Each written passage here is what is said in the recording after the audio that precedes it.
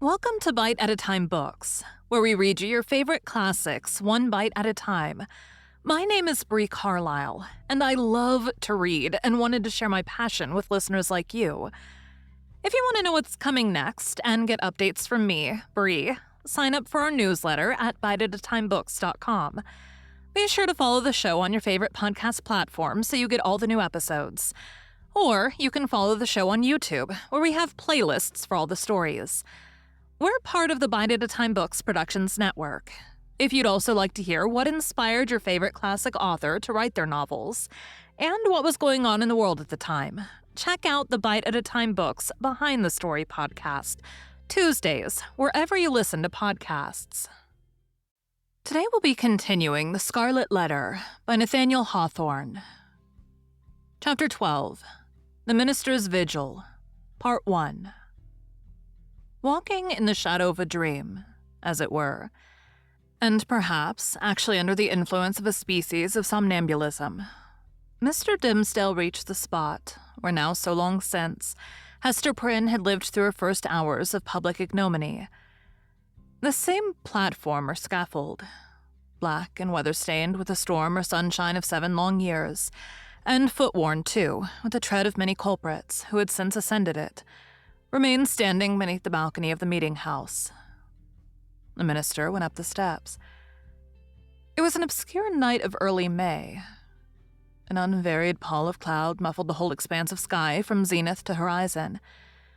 If the same multitude which had stood as eyewitnesses while Hester Prynne sustained her punishment could now have been summoned forth, they would have discerned no face above the platform, nor hardly the outline of a human shape in the dark gray of the midnight. But the town was all asleep. There was no peril of discovery. The minister might stand there, if it so pleased him, until morning should redden in the east, without other risk than that the dank and chill night air would creep into his frame, and stiffen his joints with rheumatism, and clog his throat with catarrh and cough, thereby defrauding the expectant audience of tomorrow's prayer and sermon. No eye could see him, save that ever-wakeful one which had seen him in his closet, wielding the bloody scourge. Why, then, had he come hither? Was it but the mockery of penitence? A mockery indeed, but in which his soul trifled with itself. A mockery at which angels blushed and wept, while fiends rejoiced with jeering laughter. He had been driven hither by the impulse of that remorse which dogged him everywhere, and whose own sister and closely linked companion was that cowardice which invariably drew him back with her tremulous gripe, just when the other impulse had hurried him to the verge of a disclosure. Poor miserable man. What right had infirmity like his to burden itself with crime? Crime is for the iron-nerved, who have their choice either to endure it, or, if it is pressed too hard, to exert their fierce and savage strength for a good purpose and fling it off at once. This feeble and most sensitive of spirits could do neither, yet continually did one thing or another which intertwined in the same inextricable knot, the agony of heaven-defying guilt and vain repentance. And thus, while standing on the scaffold, in this vain show of expiation, Mr. Dimmesdale was overcome with a great horror of mind, as if the universe were gazing at a scarlet token on its naked breast, right over his heart.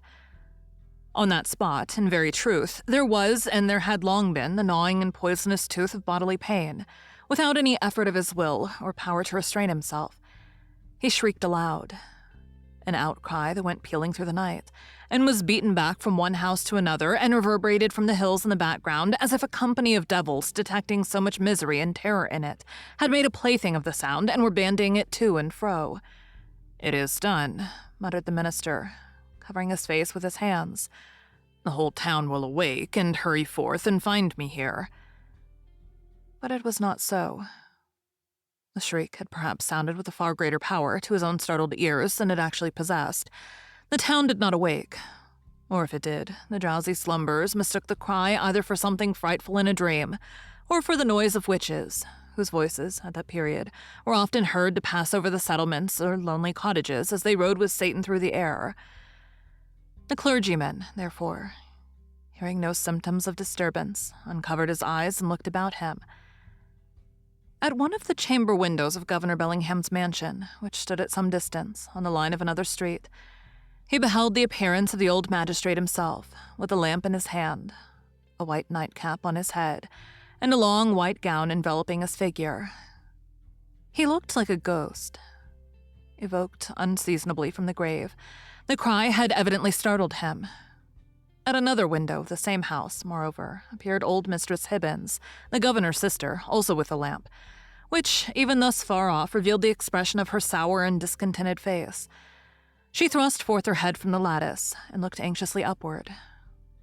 Beyond the shadow of a doubt, this venerable witch lady had heard Mr. Dimsdale's outcry and interpreted it, with its multitudinous echoes and reverberations, as the clamor of the fiends and night hags with whom she was well known to make excursions into the forest. Detecting the gleam of Governor Bellingham's lamp, the old lady quickly extinguished her own and vanished.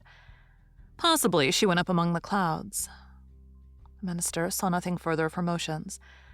The magistrate, after a wary observation of the darkness, into which nevertheless he could see but little further than he might into a millstone, retired from the window. The minister grew comparatively calm. His eyes, however, were soon greeted by a little glimmering light, which, at first a long way off, was approaching up the street. It threw a gleam of recognition on here a post, and there a garden fence, and here a latticed window pane, and there a pump with its full trough of water, and here, again, an arched door of an oak with an iron knocker and a rough log for the doorstep. The Reverend Mr. Dimsdale noted all these minute particulars, even while firmly convinced that the doom of his existence was stealing onward in the footsteps which he now heard, and that the gleam of the lantern would fall upon him in a few moments more and reveal his long-hidden secret. As the light drew nearer, he beheld, within its illuminated circle, his brother clergyman, or, to speak more accurately, his professional father, as well as highly valued friend, the Reverend Mr. Wilson, who, as Mr. Dimsdale now conjectured, had been praying at the bedside of some dying man. And so he had. The good old minister came freshly from the death chamber of Governor Winthrop, who had passed from earth to heaven within that very hour. And now, surrounded like the saint-like personages of olden times, with a radiant halo that glorified him amid this gloomy night of sin, as if the departed governor had left him an inheritance of his glory, or as if he had caught upon himself the distant shine of the celestial city, while looking thitherward to see the triumphant pilgrim pass within its gates. Now, in short, good Father Wilson was moving homeward, aiding his footsteps with a lighted lantern. The glimmer of this luminary suggested the above conceits to Mr. Dimsdale, who smiled, nay, almost laughed at them, and then wondered if he were going mad. As the Reverend Mr. Wilson passed beside the scaffold, closely muffling his Geneva cloak about him with one arm, and holding the lantern before his breast with the other, the minister could hardly restrain himself from speaking. Good evening to you, Venerable Father Wilson. Come up hither, I pray you, and pass a pleasant hour with me.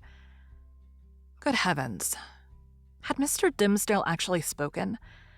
For one instant he believed that these words had passed his lips, but they were uttered only within his imagination.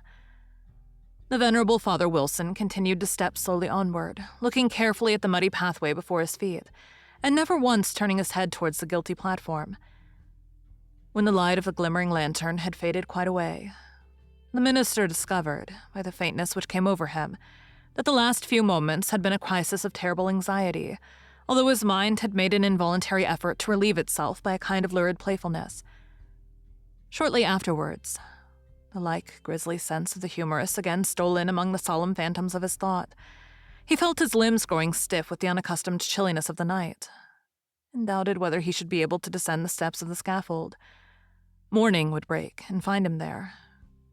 The neighborhood would begin to rouse itself. The earliest riser, coming forth in the dim twilight, would perceive a vaguely defined figure aloft on the place of shame, and, half-crazed betwixt alarm and curiosity, would go knocking from door to door, summoning all the people to behold a ghost, as he needs must think it, of some defunct transgressor. A dusky tumult would flap its wings from one house to another. Then, the morning light still waxing stronger, old patriarchs would rise up in great haste, each in his flannel gown, and matronly dames, without pausing to put off their night gear. The whole tribe of decorous personages, who had never heretofore been seen with a single hair of their heads awry, would start into public view, with the disorder of a nightmare in their aspects. Old Governor Bellingham would come grimly forth, with his King James's ruff fastened askew, and Mistress Hibbins with some twigs of the forest clinging to her skirts, and looking sourer than ever, as having hardly got a wink of sleep after her night ride. And good Father Wilson, too, after spending half the night at a deathbed, and liking ill to be disturbed, thus early, out of his dreams about the glorified saints. Hither, likewise, would come the elders and deacons of Mr. Dimsdale's church, and the young virgins who so idolized their minister, and had made a shrine for him in their white bosoms, which now, by the by, in their hurry and confusion, they would scantily have given themselves time to cover with their kerchiefs.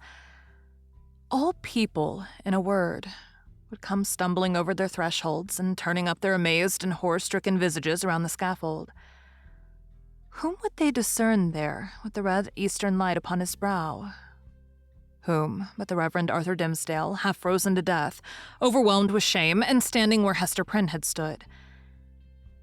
Carried away by the grotesque horror of this picture, the minister, unawares, and to his own infinite alarm, burst into a great peal of laughter. It was immediately responded to by a light, airy, childish laugh, in which, with a thrill of the heart, but he knew not whether of exquisite pain or pleasure as acute, he recognized the tones of little Pearl. "Pearl, little Pearl," cried he after a moment's pause. Then, suppressing his voice, Hester Prynne, are you there?" "Yes, it is Hester Prynne," she replied in a tone of surprise. And the minister heard her footsteps approaching from the sidewalk, along which she had been passing. "It is I, and my little Pearl." "Whence come you, Hester?" asked the minister. "What sent you hither?" "I have been watching at a deathbed," answered Hester Prynne, "at Governor Winthrop's deathbed, and have taken his measure for a robe, and am now going homeward to my dwelling." "Come up hither, Hester, thou and little Pearl," said the Reverend Mr. Dimsdale. "You've both been here before, but I was not with you. Come up hither once again, and we will stand all three together." Thank you for joining Bite at a Time Books today, while we read a bite of one of your favorite classics. Again, my name is Bree Carlile, and I hope you come back tomorrow for the next bite of the Scarlet Letter. Don't forget to sign up for our newsletter at biteatatimebooks.com. You can check out the show notes or our website, biteatatimebooks.com, for the rest of the links for our show. We'd love to hear from you on social media at Bite at a Time Books.